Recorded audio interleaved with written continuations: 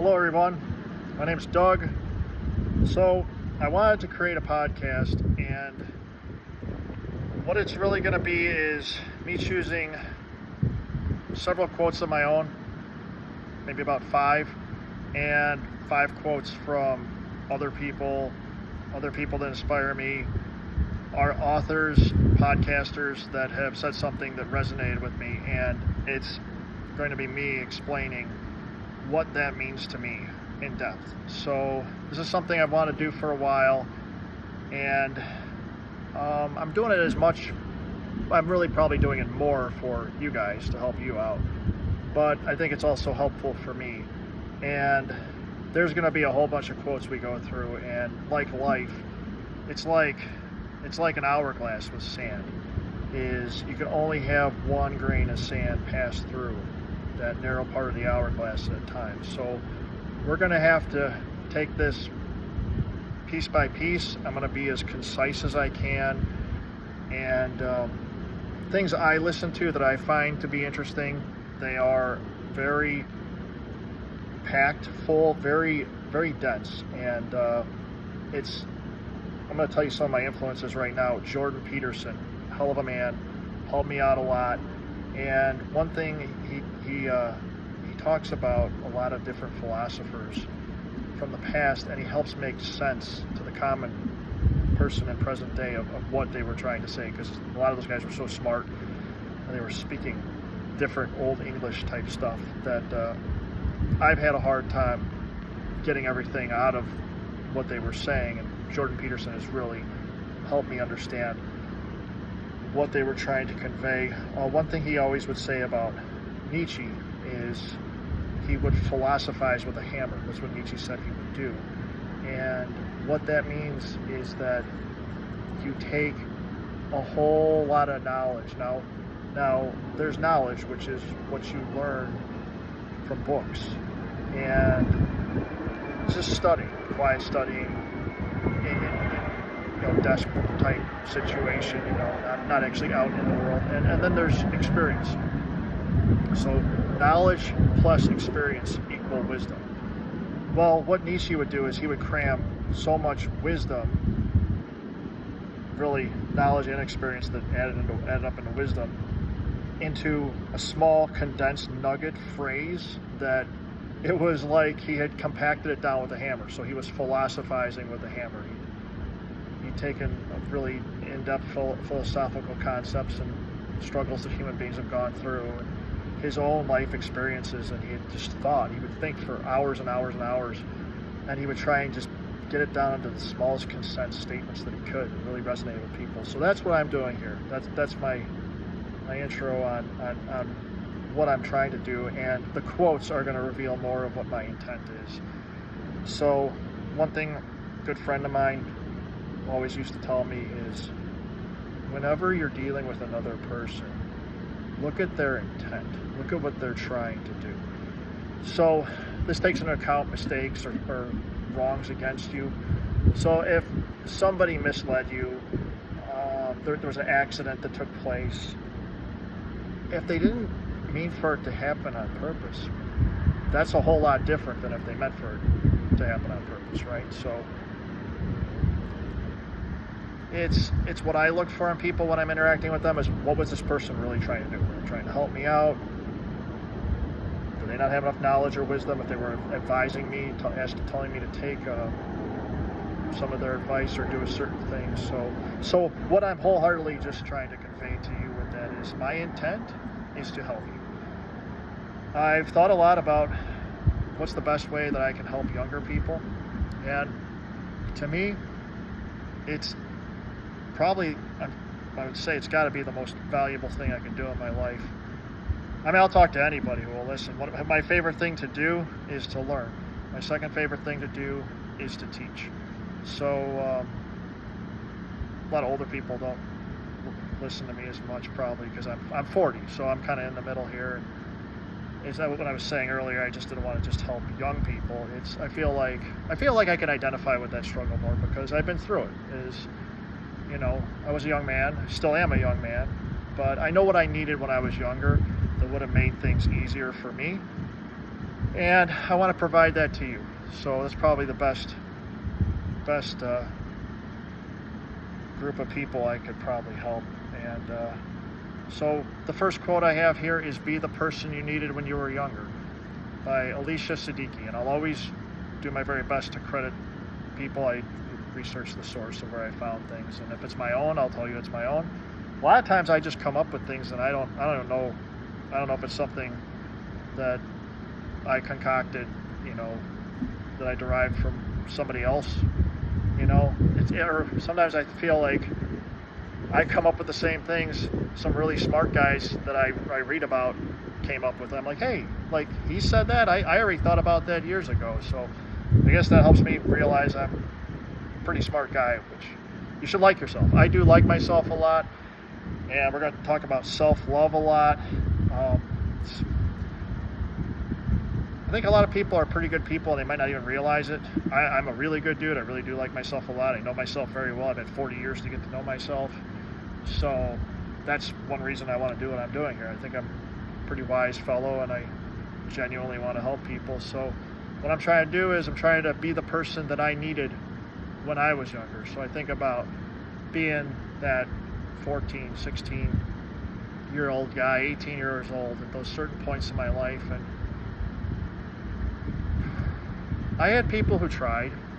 I'm grateful, and I think they just didn't understand my situation, which could be somewhat my fault. I mean, I've always done the best that I could at the time in life, so I won't betray my former self. But I feel like I didn't get the best advice growing up from older people, and there's a lot of reasons for that.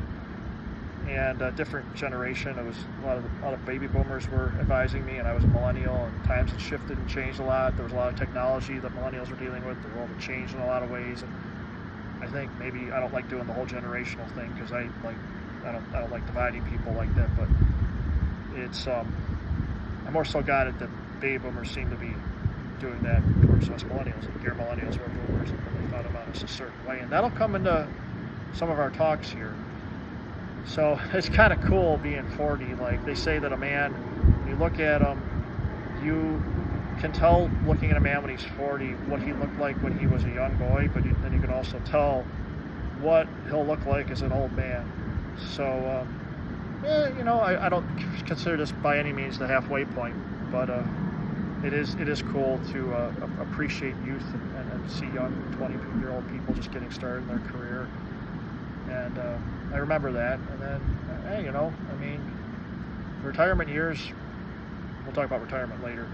Don't ever retire. Always keep doing things you love. And I'm planning those out. So that's long-term thinking. It's an important thing. Goals and long-term planning, long-term thinking.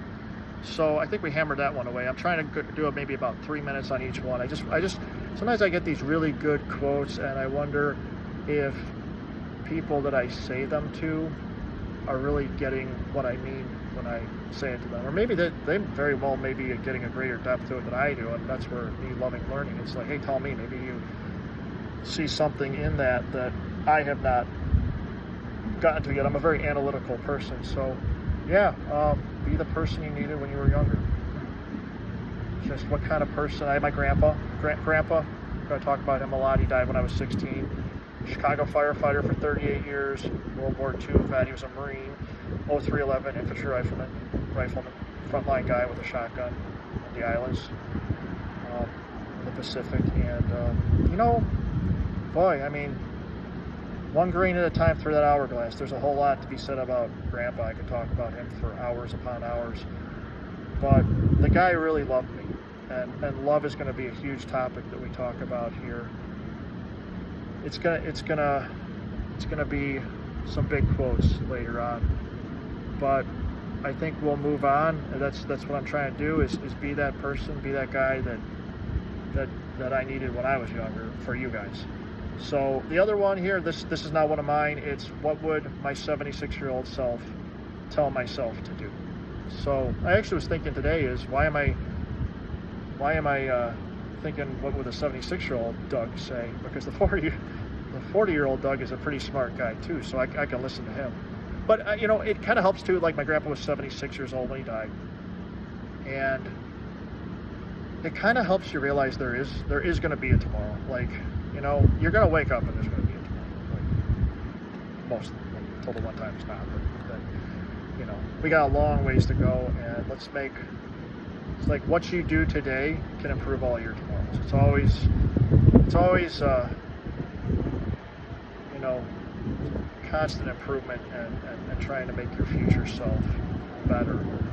So I imagine, 76-year-old Doug just looking at me now, and kind of like how my grandpa was looking at me when I was a kid, and being like, dude, like, here's what you need to do today to make life as good as possible for me, 76-year-old Doug, And this way he's telling my 40-year-old self to do it. It's really cool. I mean, there's another guy, Alex Hormozy, excellent, cool man. Google him, Alex Hormozy, and he does this. He does it with his 86-year-old self, where every Monday, he's a billionaire, this guy, and he got to become a billionaire by opening gyms. He's an incredible story, but he sits down every Monday and he does a Word document, like a Google Doc type of thing, conversation with his 86-year-old self, and he asks questions. Like he does like the whole thing. He sits down, and as his 36-year-old self, he types away, and he says, "Hi, it's 36-year-old Alex. Here's what's going on.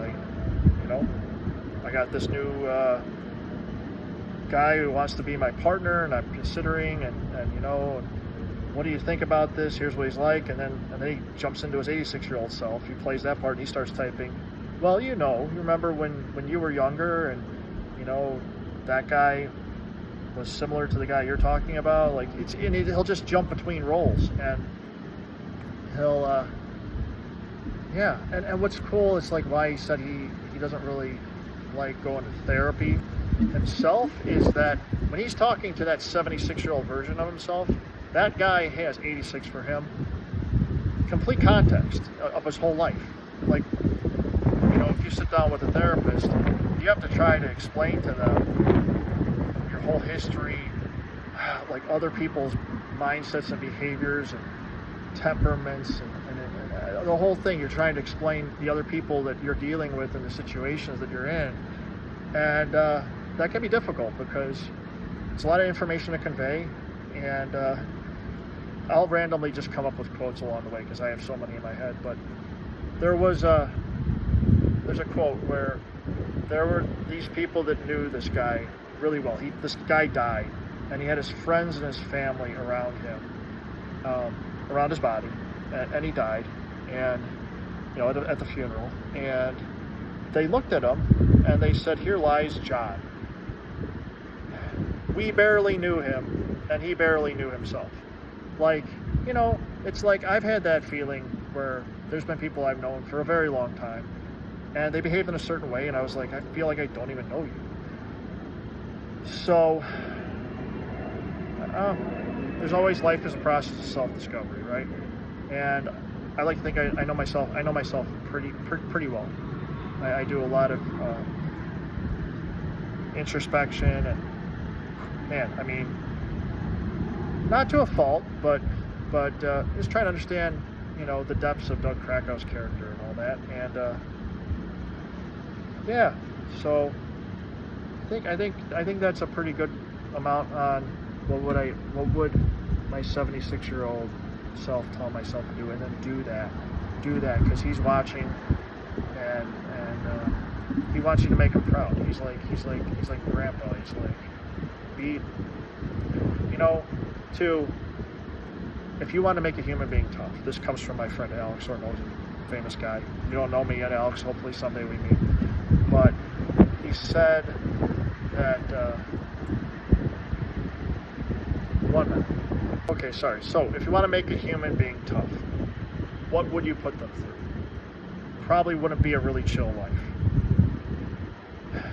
If you want to make a human being patient, probably wouldn't have everything go their way all the time, right? So it's like Bruce Lee said, do not pray for an easy life, pray for the strength to endure a difficult one. All right, so on to the next. One major difference between successful people and unsuccessful people is successful people launch. They start. They just do it. Unsuccessful people get the same ideas and the same information, but they always get an excuse for not starting. Brian Tracy. There's going to be a lot for Brian Tracy. One of the best, maybe the best guy I've ever listened to. He just speaks so clearly to me. And what I'm trying to do here, is there's another quote by a Native American Indian, and he says, "You must speak straight so that your words," no, I must speak straight. Sorry, the wind, I'm outside.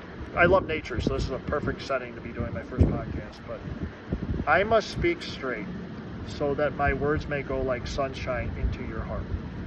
And, yeah. So I believe actually what he was saying was that the European settlers, they were speaking to him, and he couldn't understand. They weren't being very clear and concise towards him, and he was telling them that they needed to speak straight so that their words would go like sunlight into his heart, and that he wanted to do the same for them, that his words would stream right like sunshine right to their heart, just enlighten them. So that's what I'm trying to do with you. And a lot of these quotes I'm just actually pulling up from memory that are elaborating. This here, it's like they say that the best art comes when artists create it for themselves.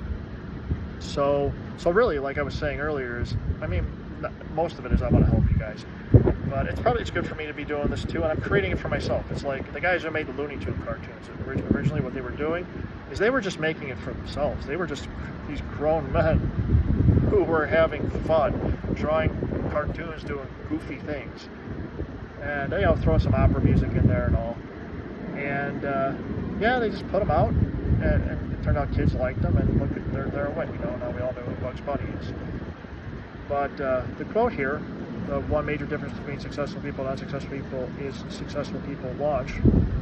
They get started. And I've been wanting to start this podcast for a long time now. They start. They just do it.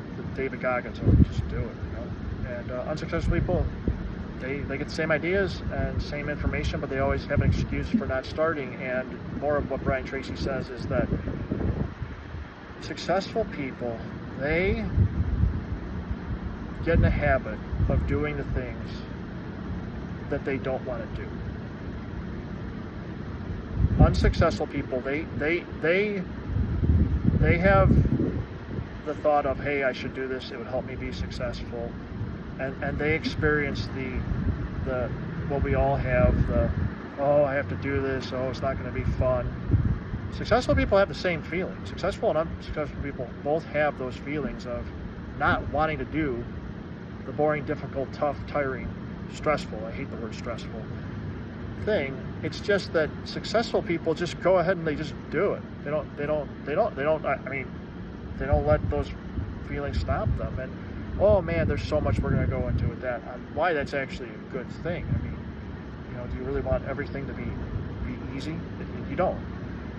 And like Dostoevsky's another fellow that Jordan Peterson, he was doing a lot of these guys who had real dark stuff they were delving into. But Dostoevsky, I understood him very well. He writes in stories, and it's very understandable. And one of his excerpts from one of his books was that if humans were left to have no problems to face, and they could just lie in hot baths and busy themselves with eating cakes and just advancing the species, just procreating, that's all they had to worry about, just pleasure and no responsibility, someone would just flip out after about a week of that and just break something or set something on fire just so something interesting could happen, so that there'd be a problem to solve, right? Yeah. So, it really is true. You decide what you need to do. You decide what the right thing is for you to do, and you just start doing it. It's that the motivation comes later. You can't wait for it. Take action first. So your emotions follow your actions. So when you wake up in the morning, you don't feel like getting out of bed. One trick that's helped me a lot is count down from 10. So you're laying in bed, you don't want to get up. There's something you need to start, and you just don't want to do it. You go 10, 9, 8, 7. Count down, and when you tell yourself when you hit 0, you are getting up and you're doing it. So, once you get going, then we're going to talk about the psychological state of flow. Mihai Csikszentmihalyi wrote this really great book about the psychological state of flow. And I think we all know we've experienced flow. Whether I got it when I was running, if I'm working really hard on something I really care about, it's where you get immersed in the activity. So what I know, it's why it's actually very easy for me to do this at work is, it's just like I have an alter ego when I go to work. I call him ghetto firefighters. I had a name, David Goggins. He helped to inspire that. Where he was David Goggins. He wasn't the most pleased with how David Goggins was his younger self. He was 18, so he said, "I'm going to create Goggins." I've done the same thing recently. I like calling him ghetto firefighter because I've always wanted to be a ghetto firefighter, one who fights fires in the ghetto, not a firefighter who is ghetto, but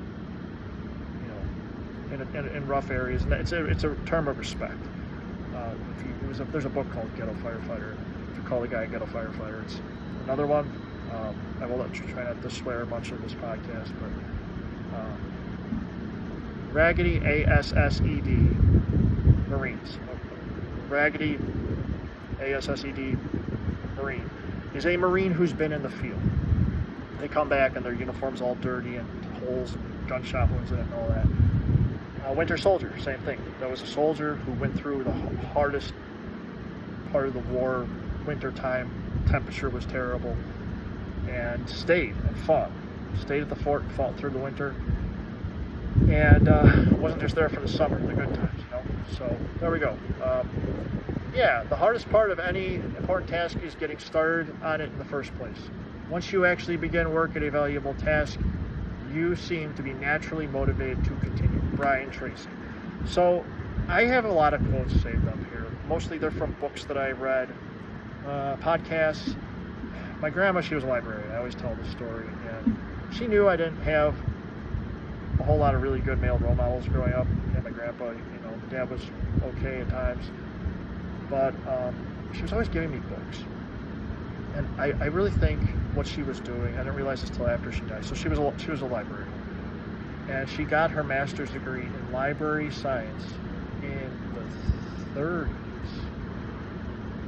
early 40s, when most women didn't go to college, even to get an associate's degree at all. So she goes and gets this master's degree in library science, which is pretty cool. And then she was the head librarian at libraries, and she'd read books and she'd pick out what books got to be at that library. She'd order ones that she thought were worth having there, and she was always giving, so she read a lot. Grandma read a lot, and she was always giving me these books by great men. And here's a story I'm going to have to tell you, is that a good book my grandpa liked a lot is called A Better Way to Live by Mondino.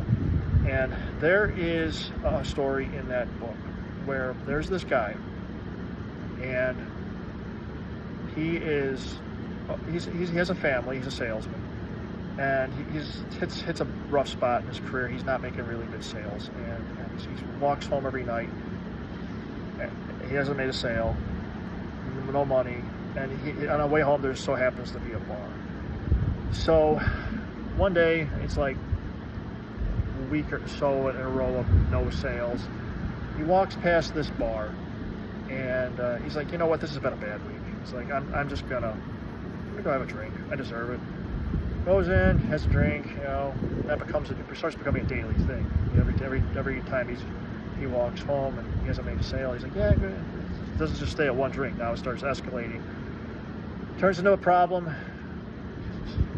Loses his job because of the drinking problem. Wife and kids leave him, and now he's homeless. He's on the street, no job, alcoholic, and this is like in like the 20s or so.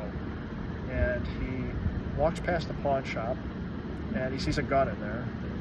Being in the 20s, it's like 25 cents for the gun, and a few bullets. And he's looking in the window. He's not standing on the street. This homeless guy, he lost everything. He's looking in the window. He's like, you know what? I could just buy that gun and end it all. It's like, I'm gonna think about it. I'm just gonna walk down the street. I'm gonna think about it. Walk for a little bit, and then if I still decide it's a good idea, I'll come back. I'll buy the gun. I'll just off myself, Well, he goes walking down the street, and he just so happens to come across a library. He figures, you might as well walk in, and he stumbles across the self-help section. And it's like, well, I'm thinking about what I'm going to do here, if I'm going to walk back to that pawn shop and get that gun or not. He's like, I'm just wander down an aisle, and he up the self-help section, and he pulls a book off. And, I'll just read for a little bit. Reading, and it turns out he pulled a pretty great book that got him thinking. He's like, this is pretty good. So instead of drinking every day, whenever he can acquire funds to do so, he stays in the library during that time period. He's like, I'm going to read. He reads. It helps him. He walks out of the library that night. Now, going to the library and reading self-help books turns into his daily routine. He reads a lot of books by these really great people, really great people, and it pulls him out of it. So he had these mentors in book form, and the guy becomes a millionaire. He just turns everything around, and he didn't have good role models in real life, which unfortunately I learned a lot. More stories later will explain this, but he found them through book form, and that's a lot of what I did. If you want to know what helped me the most from when I was a young man to get things worked out better for myself, is to this point, at being 40, is finding people, and a lot of it was my grandma. She gave me this book, As a Man Thinketh by James Allen. Excellent book. One of the best top 3 books I'd recommend. And Dale Carnegie, How to Win Friends and Influence People, and Viktor Frankl, Man's Search for Meaning. Viktor Frankl, Man's Search for Meaning is about this guy who learned a lot from his experience in the Holocaust and chose to take the right things from it. As a Man Thinketh is how your thought shapes you, your character. And How to Win Friends and Influence People, it's how to get along with others and just be a likable person, which is a huge message I'm going to convey to you. Is being likable is a good thing. Being likable for yourself. Be the type of person you would like, and having others like you. If enough people are liking you, if most people like you, probably means you're doing some things right. People don't want to be around negative people that aren't good for them in general. So if the right type of people like you, then good. That's why I value feedback from others. I really never liked the line of, I don't care what others think about me. It's like, well, who's to say I have it all figured out? Like, I do take feedback from other people. Like if I'm around people and nobody likes me, maybe I'm doing something wrong. Like at least care that, value their input, that they're smart, valuable human beings that you want to be happy having you around. I mean, as iron sharpens iron, so one man sharpens another. Other people make me better. And of course, it depends who. People that really care about you. And, and this will all come together. So, let's move on. Getting started in the first place, So, here we go. The hardest part is starting. Once you get that out of the way, you'll find the rest of the journey is much easier. Simon Sinek. Once you get that out of the way, you'll find the rest of the journey is much easier. So, if you keep that in mind with whatever you're challenged with trying to accomplish, I truly have noticed that, and you have to remind yourself of that every day. You just get started, and just get started. Just make yourself physically start doing it and take action. And after not too long, 15 minutes, half hour, you'll be moving along, get some good momentum going. And I find that after an hour or two of doing something, I just want to keep doing it. I just enjoy it. And I noticed that with running was I learned how to run. It sounds funny, how to really run. And you just get going. And they say that after about 20 minutes of exercise, your body starts to release morphine-like endorphins. So I would always keep that in mind, because I was a runner, and I probably should explain who I am a little more. I've always wanted to be a firefighter my whole life, and I did it for 7 years when I was younger. I was a runner when I was younger, and I'm big into exercise.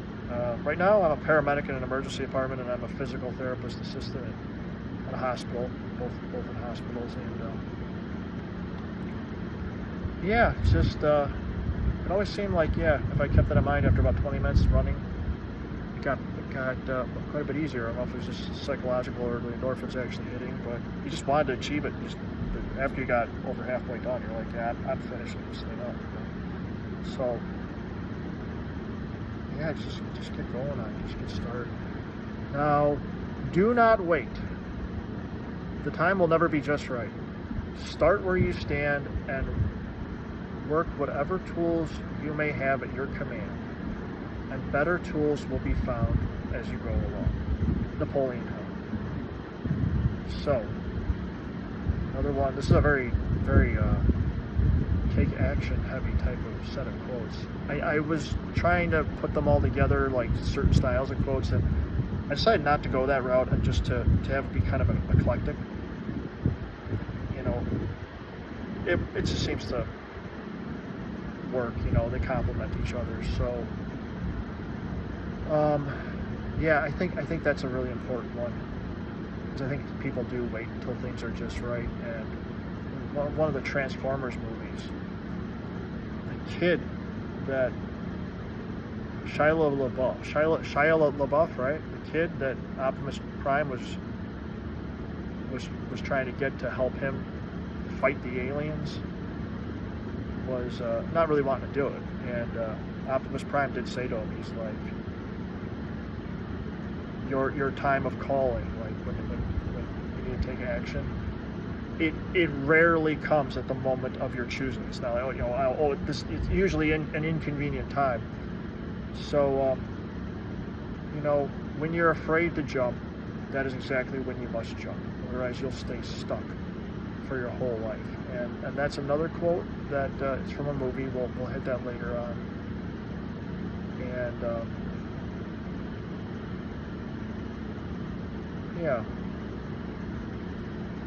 it's never going to be just right. And things will get better. You'll get better tools along the way. You'll become more equipped and more skilled. So there's no teacher like experience. You learn life by living it. So there is a saying that if you do what you love, you will never work a day in your life. At Apple the company, I learned that is a total crock.